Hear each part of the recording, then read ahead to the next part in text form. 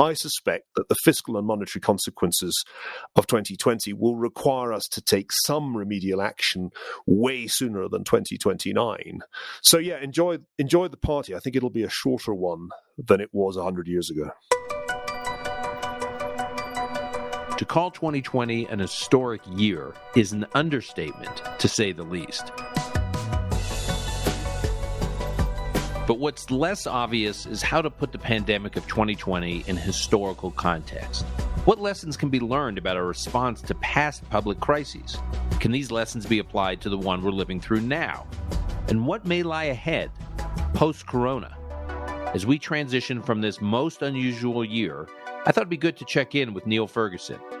Niall is a historian and senior fellow at the Hoover Institution at Stanford University, and he's the managing director of Greenmantle, a macroeconomic and geopolitical advisory firm. As a professor, Niall has taught at Oxford, Harvard, and Stanford. A weekly columnist for Bloomberg News, he has published numerous books, 15 in total, including The Square and the Tower, Networks and Power from the Freemasons to Facebook, which I highly recommend. It's about the history of social networks, and this book reminds us how vulnerable networks are to contagion. From the earliest days of the pandemic, Niall assembled a slide deck to chronicle everything he was learning about the crisis as it unfolded and provided historical context for his analysis. Almost weekly, he'd update the deck and share it with friends and colleagues, which came to be known among us as the Monster Deck, now close to 1,000 slides. It also came to inform a lot of my thinking about COVID-19, and much of it can be found in a book he's been working on during the pandemic called Doom: The Politics of Catastrophe. It's a deeply researched history that raises serious questions about whether the West can anticipate and cope with future catastrophes. In today's conversation, we'll look back at 2020, and we look ahead to 2021. This is Post-Corona. I'm pleased to invite historian Niall Ferguson to this conversation. Niall, who's a friend, has sort of been like surround sound for me since March of this year, even before March, which we'll talk about, constantly informing me and friends and colleagues about what was happening with the pandemic, where it was going, and what the historical context was for this. So, Niall, thanks for being here. My pleasure, Dan. Great to be with you. You know, during this past year, pre-COVID, you saw a lot because you were traveling this crazy schedule, including to some of the places that featured prominently in the spark, the catalyst of the pandemic. And then you've obviously been in touch with people around the world since then, epidemiologists, government public health officials, government leaders. So I want to jump into 2020, and you are the perfect person to help us put it into historical context.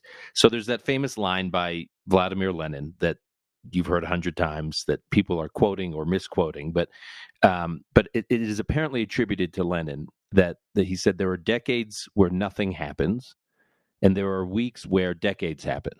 So let's look at these last 52 weeks where it seems like a lot of decades have happened. And I want to go to the beginning, really the beginning of 2020, because in the beginning of 2020, I remember two places you traveled to that you had told me about. One was to Taipei, and then you went to Davos. So if the calendar serves me correctly, you were in Taiwan just as the coronavirus was getting started. What were you doing there? And at the time, did you have a sense that something big was happening? Well, it was nearly a year ago. It was the second week of January when I took a trip to Asia, and it was a 3-stop trip: Hong Kong, Singapore, and Taipei. Mm-hmm. And in two of those stops, I was attending rather large conferences and speaking in multiple crowded locations. Taipei was a kind of interlude for research purposes because I'd never been to Taiwan, and I was eager to learn more about it. And you may remember that an election was happening there back in January. So that meant that in the second week of January, I was hearing a lot from people I met along the way about this strange new virus or illness that had occurred in Wuhan, China. you will not be surprised to hear that people in those locations pay a lot of attention to what's going on in mainland China. And I was hearing enough alarming things to feel my historian's antennae tingle, if that's what antennae do. I began to think to myself, this sounds a lot like the early phase, the early stage of a pandemic, especially because what the Chinese authorities were saying and what the World Health Organization was saying sounded remarkably unconvincing. You'll remember that in early January, there was an admission that there was an illness, a new illness. I think it was referred to as pneumonia. Yeah. But the WHO took the Beijing line that there was no evidence of human-to-human transmission. Now, Taipei is a great place to think about what's going on in mainland China because they have a default setting, which is not to believe the Chinese Communist Party.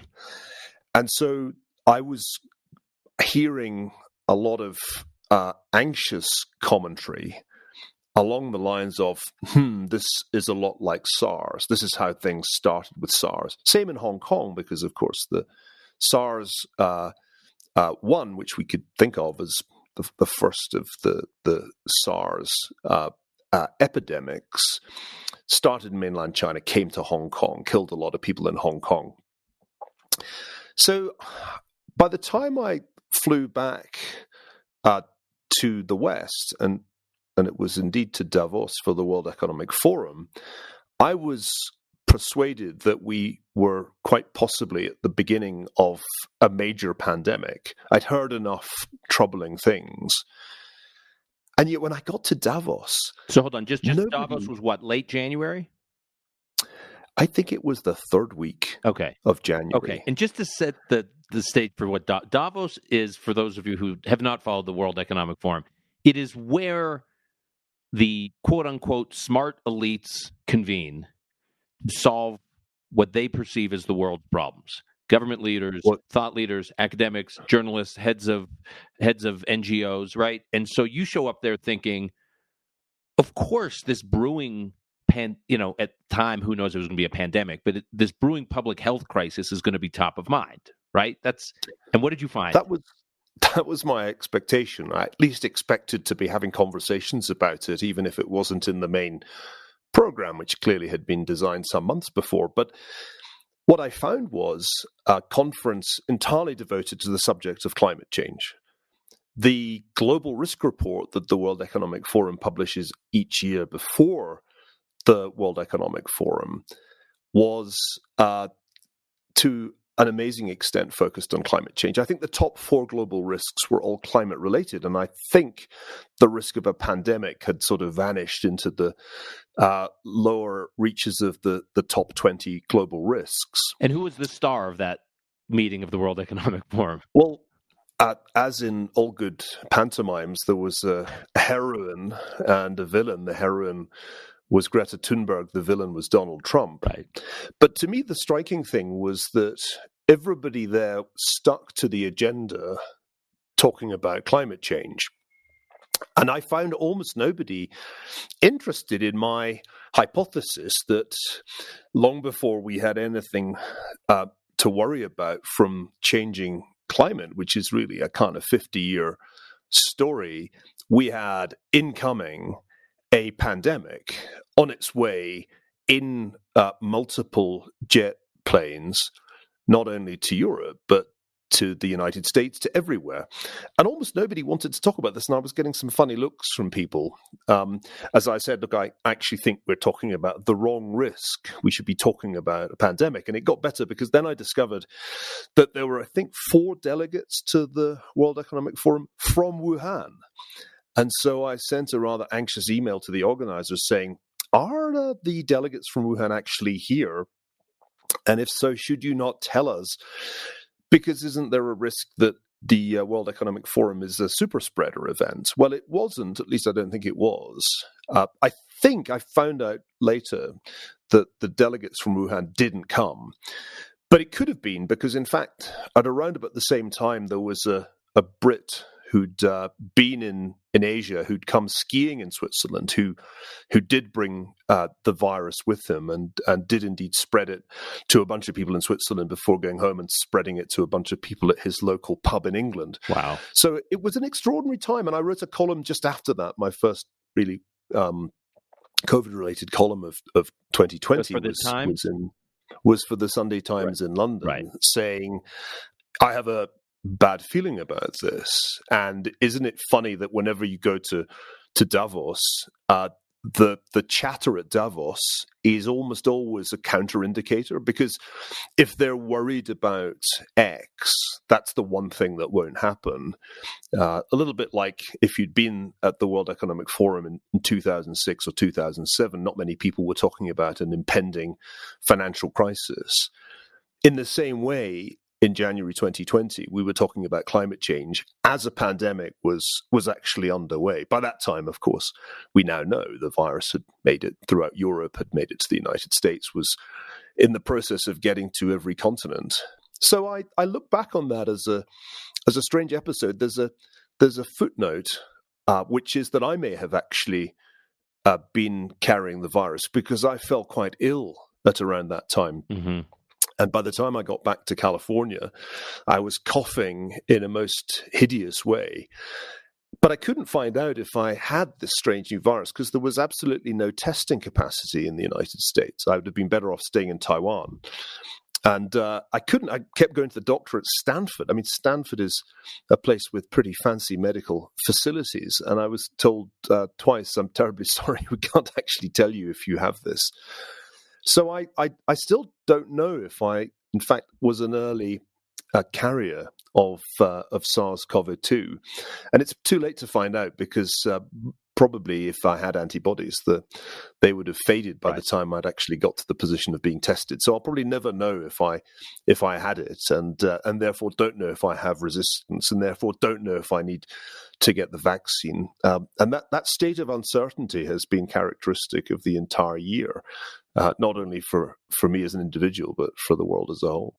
And you, at the time, when I remember March, April, May, you were pointing those of us you were in touch with whom you were circulating your monster, what we came to call your monster deck, that you were saying 1918 is not really the comp for this moment. The more relevant comparison is 1957, 1958, the Asian flu. So can you just briefly explain why you thought we were focusing on the wrong pandemic? Well, back in January, the right posture was the one adopted by Yanir Bar-Yam and Nassim Taleb, which was assume the worst, act as if this is the Black Death, or as if it's the 1918-19 influenza, because, and this is a quote from the epidemiologist Larry Brilliant, early detection and early action are the ways to cope with a novel pathogen. And that was how Taiwan responded. With tremendous speed, they created an integrated system of testing and tracing and isolating the infected, which was why Taiwan had single-digit fatalities from COVID-19, despite being right next door to the epicenter, the People's Republic of China. We dithered around. January, I already talked about. Even in February, there was still a complete failure to appreciate the scale of the risk in the United States. I was in Washington in February for a Hoover Institution board meeting, and I was slightly flabbergasted to find that the various people I talked to in the administration didn't really get the scale of the risk. And you'll remember back then, it was a common talking point, not just amongst conservative writers and broadcasters, but amongst journalists on the left, that this was no big deal. And in fact, seasonal influenza was much more serious. And indeed, it was racist of Trump to restrict travel from China. All kinds of rubbish was being written and talked in February. Now, our mayor, Bill de Blasio, said encourage people to go to the theater and go see great independent films. Get out. Yeah. Don't get spooked. Yeah, this was a failure. And it's good that you mentioned Mayor de Blasio. This was a failure that was by no means confined to the president, though he certainly made all kinds of mistakes. In truth, the failure was a generalized one throughout the American bureaucracy, including the public health bureaucracy, which I think did terribly badly at that time. By the time we got to March, when it was sinking in that there was a problem not only in Europe, not only in Italy, but also in North America, we went from complacency to panic. And one reason that happened was that in mid-March, another person called Niall Ferguson, not me, spelled Neil. I'm very grateful to my parents for their decision to go with the obscure Gaelic spelling Niall. It's caused me a lot of inconvenience through my life, but it meant that I was, at least to people who were literate, not the man at Imperial College London, who published a paper saying that if we didn't do lockdowns, if we didn't take drastic measures, then 2.2 million Americans would die and 500,000 people in Britain would die. And so there was this great flip from it's no big deal to shut down the economy, because this is, in fact, as bad as 1918-19. If you think about those numbers, 2 million or so American dead, and adjust for population, essentially the other Niall Ferguson was saying, this is 1918-19. It's potentially as bad as that catastrophic pandemic, which was one of the world's worst in all of history in terms of the proportion of the world's population killed. By March, I think we had enough data from China and elsewhere to know that it wasn't going to be that bad. For example, it was already obvious by March that the disease disproportionately killed the elderly. That was easily identifiable from Chinese data in February, in fact. And you could start backing out a plausible infection fatality rate, the proportion of people who died who got the infection. And it didn't look to me then as if it was as high as 0.9 or higher. In fact, 0.9% was the infection fatality rate Niall Ferguson at Imperial College went for in his model. The Spanish influenza was probably a bit higher than that. I was of the view that it would be more like 0.5, insofar as an average infection fatality rate made sense. But the really key point was that unlike in 1918-19, when the influenza killed people who were very young, as well as people who were very old, and killed people in the prime of life. This was what made it such a terrifying pandemic, that it was people in their 20s who were dying. COVID-19 was not going to be like that. We already could see that in March. And so I started to say to people, look, if you want a historical analogy, and I'm in the analogy business, I don't build models because I don't think the world is that easy to model. If you're looking for an analogy that makes sense, look at 1957-58, the Asian flu, as it was then called, because it too originated in China. And what you see there is a global pandemic, certainly not a trivial phenomenon, killed a significant number of people, didn't just kill the elderly, although it certainly did kill them, but it also actually quite badly affected the very young and teenagers. And let's look at that analogy, because it seems to me, and it still seems to me today, speaking in late December of 2020, that's more like what we faced at the beginning of this year in terms of its risk, in terms of the threat that it posed to populations. And yet, and this is the key reason for exploring this analogy, the response of governments in 1957 was very, very different. In particular, in the United States, the Eisenhower administration essentially followed the advice of the public health bureaucracy not to do any drastic measures, not to close schools, not to close colleges, and certainly not to lock down the economy, which meant that all the public health effort in 1957 was focused on getting a vaccine, which they did. You've probably heard multiple times this year that there's never been a vaccine developed so rapidly as the vaccines against COVID-19. It's completely untrue, because in 1957, Morris Hillman, working in the United States, went from identifying that there was a new variant of influenza to having a vaccine within a matter of months. Rather spectacular achievement.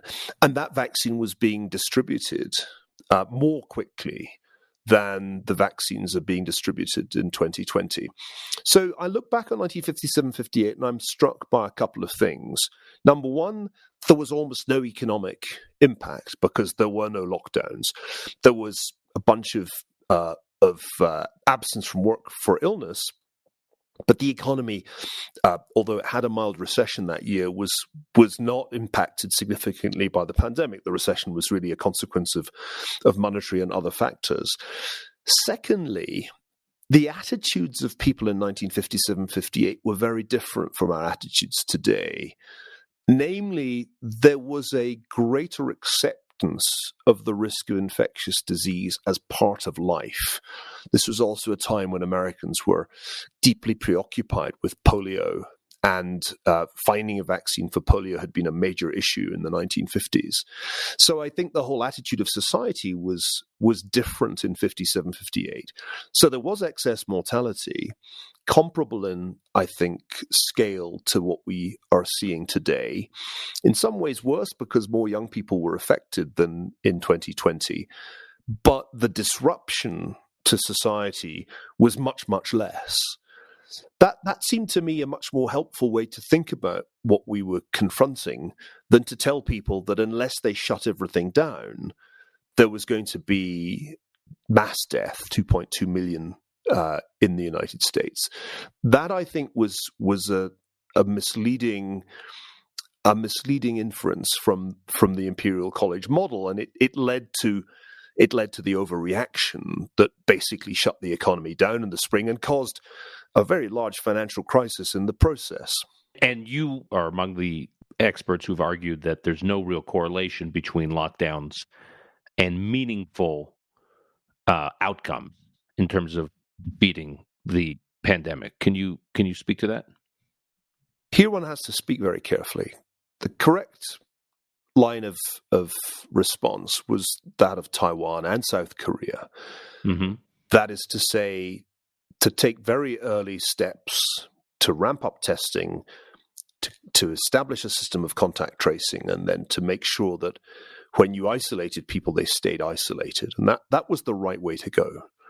We ended up doing the worst of both worlds because we dithered around when we should have been acting, making sure that the virus got to pretty much every state by the spring.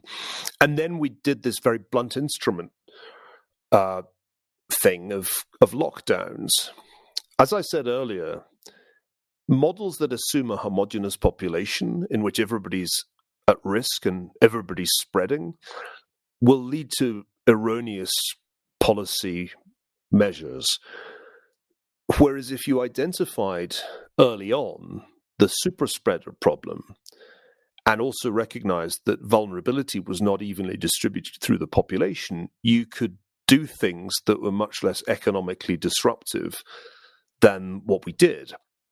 Remember, we basically shut down the most economically important states in the United States for a significant period of time. And I'm pretty sure that the evidence does not vindicate that decision. For example, at Oxford, at the Blavatnik School, they did a really quite useful exercise. They tried to kind of measure government stringency. In fact, they did a really good job of assessing the different measures that different countries and indeed different states imposed. And there's no correlation between stringency and containment of COVID-19. The most stringent country, according to the Blavatnik Index, was Argentina. The least stringent was Taiwan. Taiwan has had single-digit mortality from COVID-19. All Argentina did was crater the economy. Single-digit, like in absolute numbers, like yeah, a fewer dozen. than 10 people died of COVID-19. Right. Last I checked. In Argentina, all that the lockdown did was postpone the pandemic. And this was a common mistake that many governments and commentators made, which was to think that you just had to flatten this one curve. Pandemics aren't just one curve. And this was something I kept saying back in the spring. They always come in waves. And if all you do is postpone wave one, which was essentially what happened in Argentina, at a significant economic cost, it's not clear that you're achieving very much. The best argument for lockdowns in the first wave and then again in the third wave in the United States was we need to avoid the hospitals from being overwhelmed. That was a good argument and a legitimate argument. But as I said, it would have been much smarter if we had simply looked at Taiwan and said, that's smart, we should do that. Let's ramp up testing really, really fast and have a system of contact tracing. And then let's make sure that we enforce isolation or quarantines. If they could do that in Taiwan, if they could do that in South Korea and avoid lockdowns, I think it's a legitimate question to ask why we could not. It's not as if we're technologically backward in the United States. It's not as if we lack the ability to create multiple tests and to create systems of contact tracing. We just chose not to. Well, we have Silicon Valley, so we have Apple, everyone's got a phone on them, a smartphone. We have Google, we have companies like SafeGraph. It seems to me if any country was at least technologically equipped to pull off what you're describing, to build a Taiwan model, it was America. Correct. In many ways, one of the great questions of 2020 is why, given that we could have graphed the social network of every American very easily with data from Google and Facebook and Apple, why we didn't. And I'm not sure exactly what the answer is, but I think, from what I can gather, that the big tech companies consciously chose not to pursue this because that they felt there was a downside risk to being involved in such an endeavor. And so they punted it to the states and essentially said, oh, you guys should do contact tracing apps at the state level. And anybody who knows anything about American state governance knows that that was an absurd idea. And I mean, obviously it was absurd to think that you would just do contact tracing at the state level. Americans are very mobile. They were crossing state borders throughout the pandemic. You needed a nationwide system. And yet we didn't get one, and we still don't have one. We're still in an incredibly backward situation compared with the successful Asian economies. I think part of what went wrong was the mistake that the WHO encouraged, namely to focus on what the Chinese did and not what the Taiwanese did. When you looked at what the Chinese did after they'd failed to cover up the initial outbreak, when they finally did decide to contain the new virus, they used draconian measures, not only in Hubei province, where Wuhan is, but in every province, using all the extraordinary power that the Communist Party wields, literally to weld people into their apartments in some cases. There were extraordinary controls imposed in China. This succeeded in containing the pandemic so that it didn't spread exponentially in any other province. But the mistake that many people made in the West was to say, oh, that's how you do it, rather than looking at Taiwan. But the WHO was pretending Taiwan didn't exist in order to curry favor in Beijing. So we kind of learnt from the wrong China and concluded that lockdowns were the way to go. And I think that imposed a much bigger economic shock than was necessary. Although clearly, having made all the early errors and got into the mess we were in by mid-March, we had to do some pretty drastic things, or we would have ended up in North Italian situations in New York and probably some other states with the hospitals overwhelmed. So I don't think there was any real argument by mid-March that we could just kind of do nothing. And I think those people, and there were quite a few of them, who argued on a kind of libertarian basis that we should just kind of let it rip. I think that was delusional, because if you'd let it rip by mid-March, in other words, if you had just pursued a so-called herd immunity strategy without any significant economic and social restrictions, then the numbers of dead would have been much higher. You'd have committed a kind of senocide against the elderly. I discovered the word senocide this year. I'd never come across it before. That's the idea of killing the elderly, which turns out to have quite an interesting history. But we kind of would have been committing senocide if we'd let it rip. And in some ways we came close to, because remember, a really high proportion of the early victims of COVID-19 were were people in old folks' homes, in elderly care facilities. That's what we were dealing with in New York State when Governor Cuomo sent back all these elderly people into senior citizens' homes. It was shocking. That was a disastrous blunder, and it was made in multiple places, including many European countries, the UK among them. So I think if we'd just been completely blasé, then a very large proportion of elderly Americans would have died. At this rate, it's still going to be quite a big percentage of the elderly, could be 0.8% of people older than 65, ultimately, if we end up with a death toll of more than 500,000. But I think if you'd done nothing, it would have been a lot more than that. And nobody really was able to do full so-called herd immunity. The Swedes, who didn't do lockdowns, nevertheless placed all kinds of restrictions on gatherings and had, as a result, a worse experience than their Scandinavian neighbors, but not the kind of experience they would have had if they'd done nothing. So there were lots of kind of bogus debates going on in the spring about what the options were for the United States. The truth was that by mid-March, it was too late. We'd already made the really major blunders in January and February. Let me ask you about the medical science and public health communities. Up until this summer, I saw the hard sciences as the one area of academia and public life largely walled off from politics. And then beginning this past summer, we saw troubling signs that I think culminated during the protests, the Black Lives Matter protests, where for the longest time the public health community had been telling people not to congregate in large numbers. And then suddenly they blessed it, saying it was a public health issue and it was important for people to go out in the summer and protest in the streets. And I have other examples of where it seems that politics started to muck around. I hear it from friends of mine who are at medical schools now about the social justice agenda at some of those schools. You saw it in some of the evolution of some of the CDC recommendations on vaccines and who should be getting vaccines. So can you put this in perspective? Is this a dangerous trend?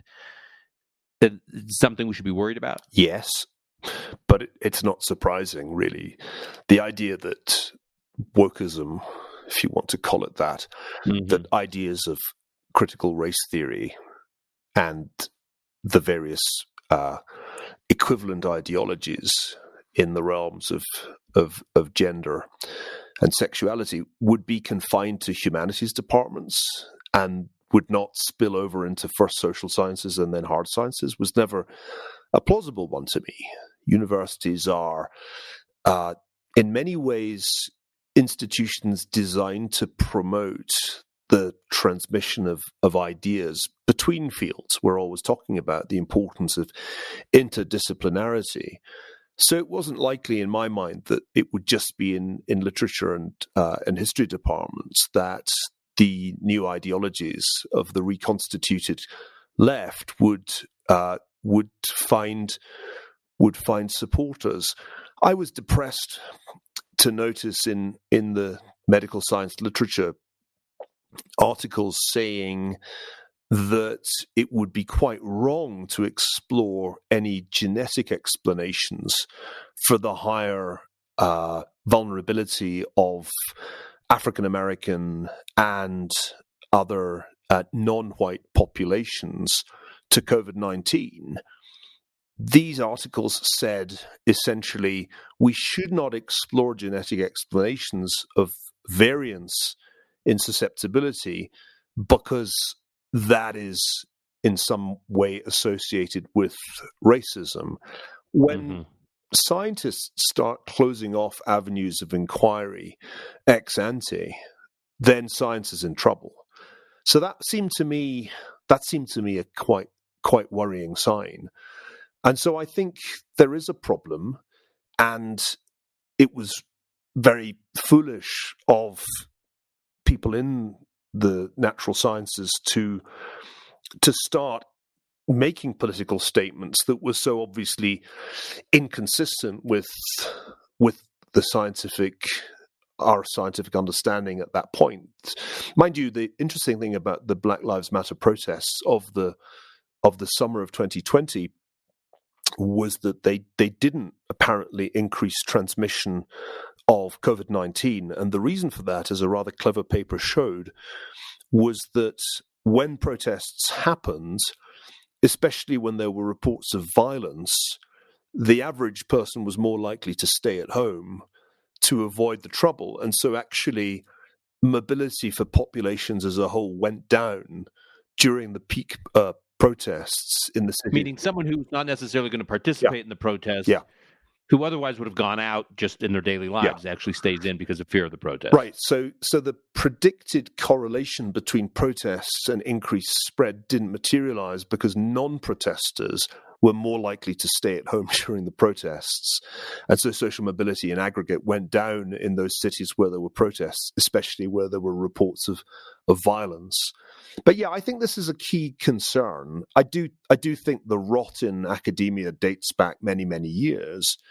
And some of us have been talking about it for years. But it's a little bit like this, that originally it was just, conservative social scientists or historians who got cancelled.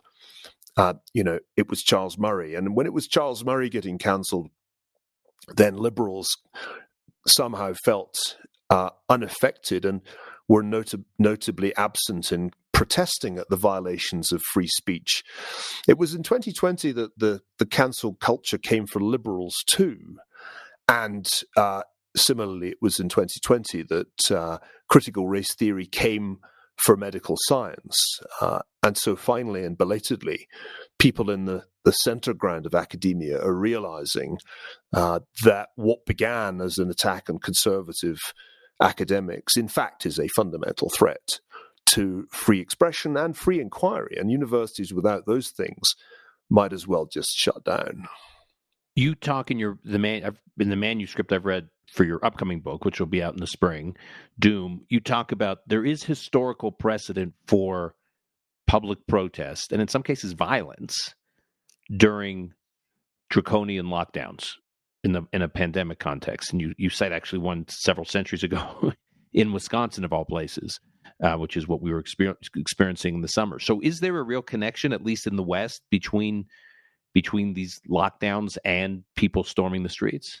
I don't think it's just lockdowns. I think any pandemic, because it's disruptive and alarming and increases anxieties and restricts behavior in a variety of different ways, will likely be associated with social and political unrest. In the new book that you just alluded to, Doom, the Politics of Catastrophe, which isn't just about pandemics, it's about all kinds of disaster and how we deal with disaster. I look at other examples when a crisis, a pandemic, for example, was associated with an upsurge of social and political protest. In many ways, my favorite example is what happened in Europe in the 1340s at the time of the Black Death, the great wave of pneumonic and bubonic plague that killed roughly a third of Europeans. So a disaster much worse than the one that we've been through. Then there was great disruption, needless to say, as a result of mass death and all kinds of measures that were taken to try to limit the spread of the disease. The flagellant orders came into existence. Now, the flagellants were groups of men who went from town to town whipping themselves as an attempt to ward off further divine wrath. And this act of expiation was something that I kept thinking about in 2020, because many of the protests that followed the death of George Floyd had a quasi-religious or sometimes explicitly religious character, as multiple white protesters sought, at least metaphorically, to scourge themselves for the past sins of racism. So this sort of thing isn't unsurprising to a historian. Pandemics are very disruptive in all kinds of ways, including including the psychological. And the protests that we saw in the summer of 2020 were somewhat similar in that sense to the flagellant orders of the 1340s. There's this lovely moment which I describe in the book, in Doom, in which a young female protester harangues a black policeman about systemic racism, and he responds with an authentically Christian counter argument. And encounters like that, these kind of surreal encounters where young white people are telling black policemen how they should feel about racism. I mean, that seemed to me straight out of the medieval era. Magical thinking at its best. Okay, just wrapping up, two final questions. One, a lot of experts and a lot of folks in the media hold up China and China's future as a model. That while they had a rough early, patch in the pandemic, they ultimately recovered, and we could learn from China. I know you're a skeptic of that view, so am I. But how would you compare, looking forward as a historian, China's strengths and America's strengths in dealing with crises like this?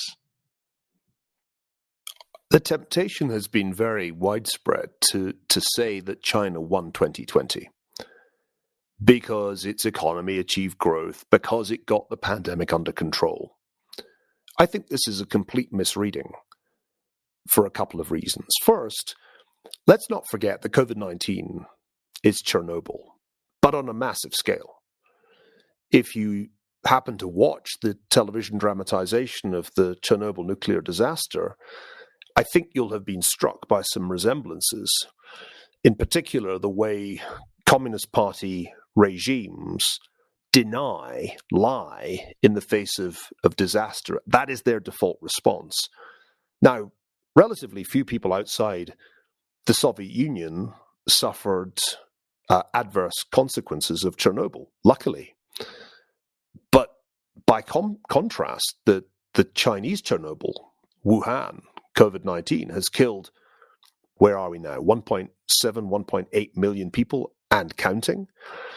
So this was a catastrophe far larger than Chernobyl, but with similar origins, with similar roots in the fundamental mendacity that characterizes communist regimes. Secondly, I think this year was the year Europeans and others around the world saw the true nature of the Chinese regime. Those of us who had been making arguments about the way Xi Jinping had turned the clock back ideologically, I think we finally made some headway this year, because opinion on China drastically shifted in Europe and India and many countries. The Pew organization did some great survey data, some survey research on this. So in terms of including among some of the developing countries that were beneficiaries of China through One Belt, One Road, right? Well, even among some of those governments, opinions changed. Yes, it has also turned out that if you receive Chinese lending, you're not necessarily entirely a beneficiary. Right.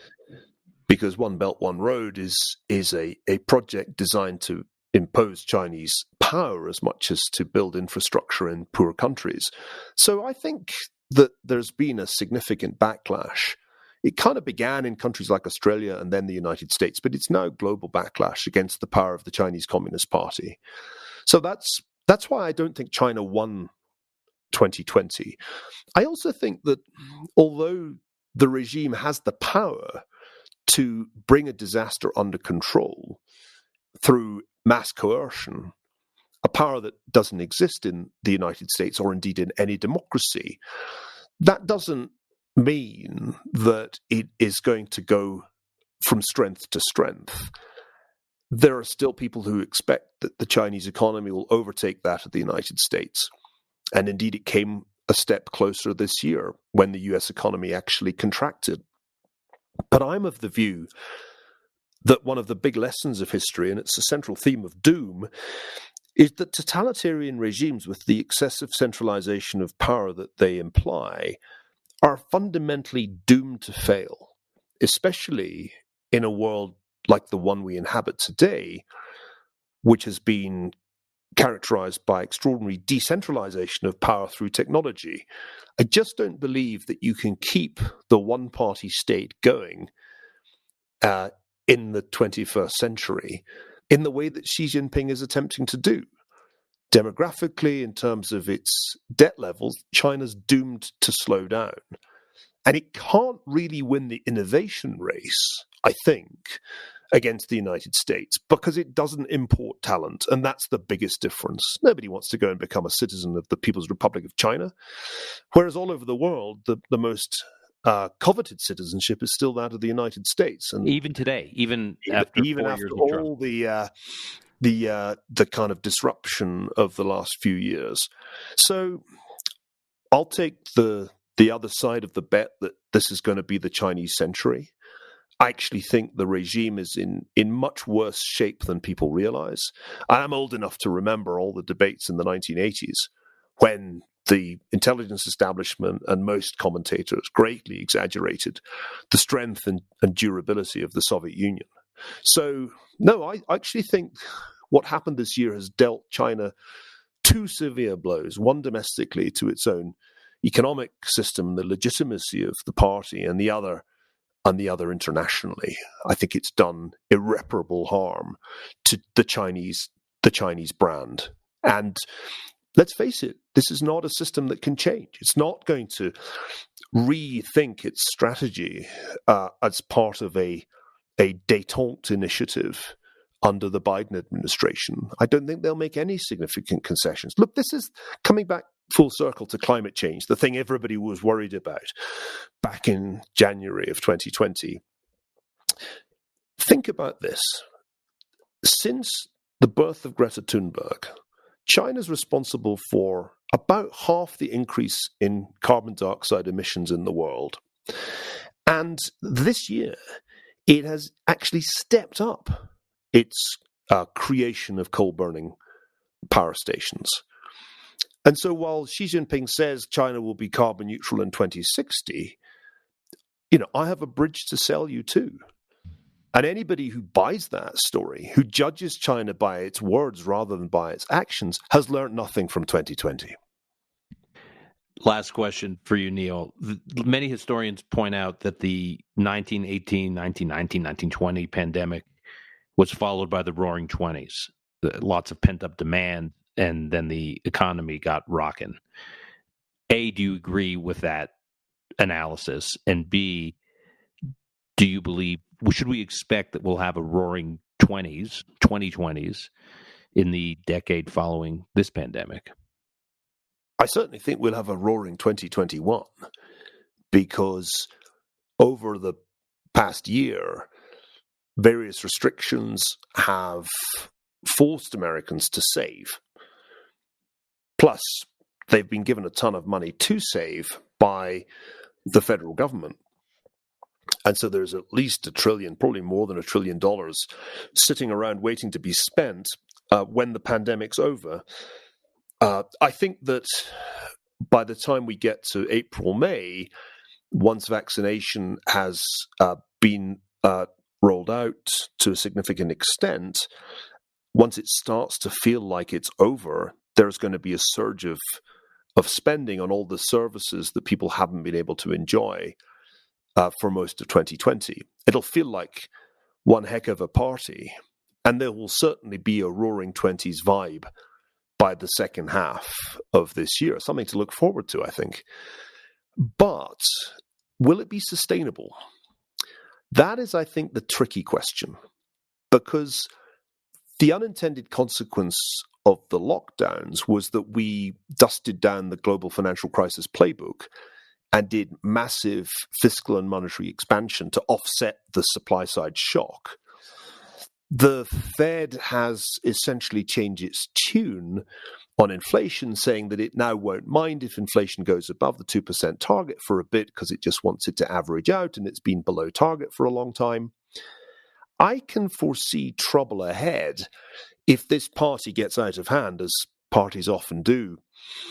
If you think about where we'll be a year from now, it's conceivable to me that we'll be having an argument about whether the Fed should be acting before inflation gets too far above target, or acting maybe more likely because of financial stability concerns. Because if you think about what the stock market did this year in the midst of a global pandemic, just imagine what it'll do next year as the pandemic ends and the Fed and other central banks are still on low rates forever.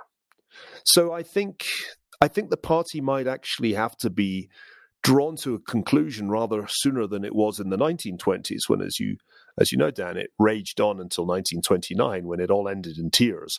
I suspect that the fiscal and monetary consequences of 2020 will require us to take some remedial action way sooner than 2029. So yeah, enjoy the party. I think it'll be a shorter one than it was 100 years ago. Neil, as I said in the introduction, I've been grateful over these last few months, not only for your friendship, but for having your voice and access to your monster deck that helped kind of keep me sane and informed and have a little perspective rather than getting sucked in the sort of mob mindset on all these issues. And I think our listeners got a taste of this today, and they will when your book comes out, when Doom comes out. It'll come out in the spring. Highly recommend it. I've read the manuscript. And some of the issues that Neil got into today just scratches the surface. It's a deeply, deeply researched and highly important book. So, Neil, thank you. Grateful for your time and your insights. Thank you very much indeed, Dan. And here's to that party. That's our show for today. If you want to follow Niall Ferguson's work, look out for his weekly column at Bloomberg Opinion and follow him on Twitter at @nfergus. You can also pre-order his new book, Doom, at barnesandnoble.com. And you can also get it at that other online bookseller.